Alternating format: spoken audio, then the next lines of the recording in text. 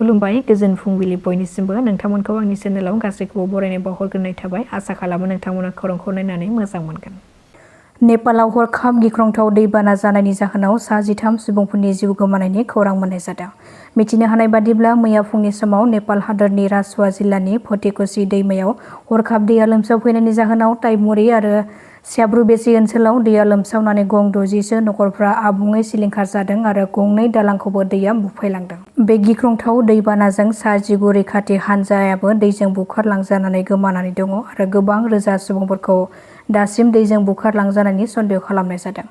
बेनि गेजेरावनो बे गिख्रंथाव दैबानाजों 100नि बांसिन भारतनि दावबायारिफोराबो गोमानानै दङ।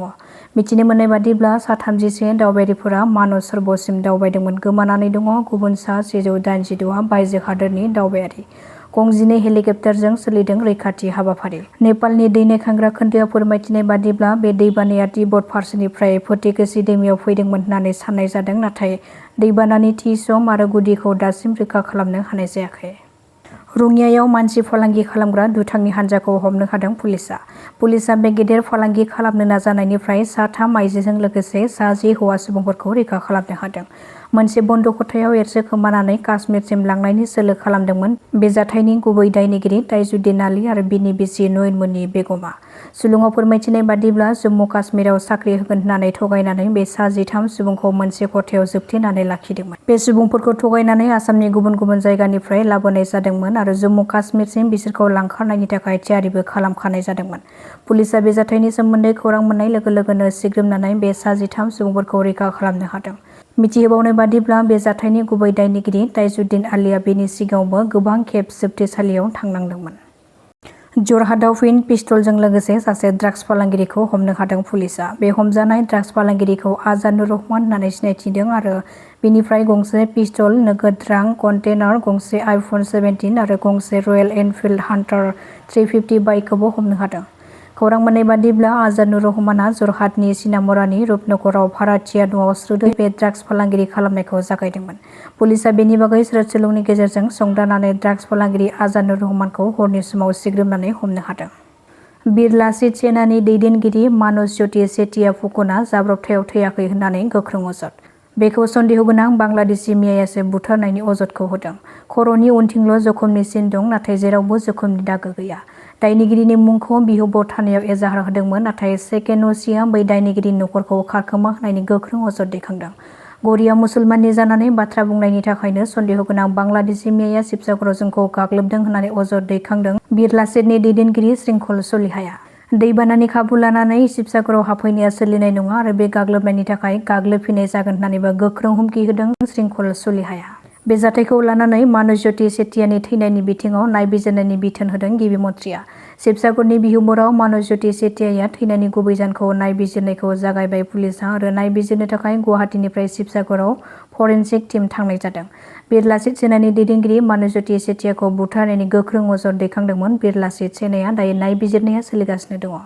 बिटिसिनि लेङाइ बुंथिगिरि बिजित गोरा नार्जारि बिथाङा मैयानि सानाव हरखाब रुंसारि जाबाय।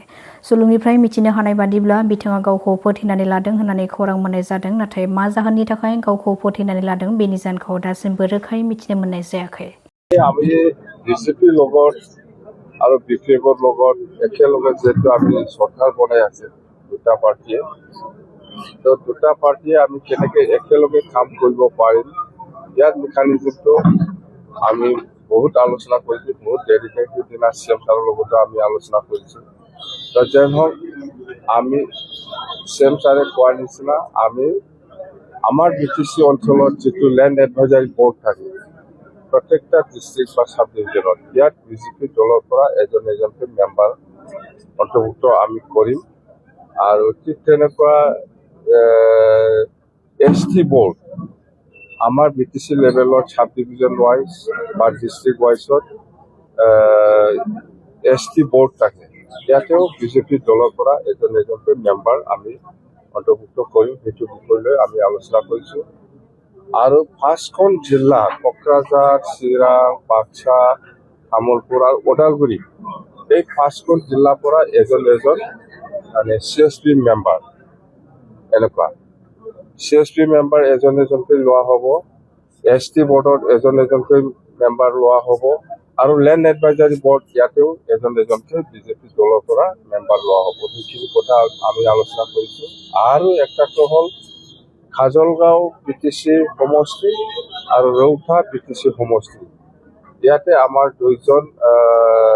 দুইজনৰ MLA, এজনটো MLA, এজনটো মন্ত্ৰী হৈ গ'ল। তো ইহঁতৰ এই সমষ্টিত আমাৰ এতিয়া কি ক'ম, এইটো বাই ইলেকশ্যন হ'ব। খাজলগাঁৱত হ'ব আৰু ৰৌতাত হ'ব। বাই ইলেকশ্যন দুটা সমষ্টিত, বাকীত নহ'ব। বাকীটো এছএটিছ থাকিব। এইখিনি কথা। আৰু কেণ্ডিডেটটো এতিয়া দলে চিন্তা কৰিব, যিটো BTR আছিল এইটো দেখেও হয় হ'ব। এইখিনি কথা। আৰু আমি আলোচনা কৰিছে যিহেতু 1 অক্টোবৰটো 1 year কমপ্লিশ্যন হ'ব। তো সেইটো আমি কেনেকৈ অবজাৰ্ভ কৰিম, ইয়াৰ বিষয় লৈও আলোচনা কৰিছে। আমি ডিষ্ট্ৰিক্ট পৰ্যায়ত অবজাৰ্ভ কৰিব, লগতে BTC হেডকোৱাৰ্টাৰ হিচাপে কোকৰাঝাৰত চেণ্ট্ৰেলি অবজাৰ্ভ কৰা হ'ব। 1 অক্টোবৰটো 1 year কমপ্লিশ্যন হ'ব।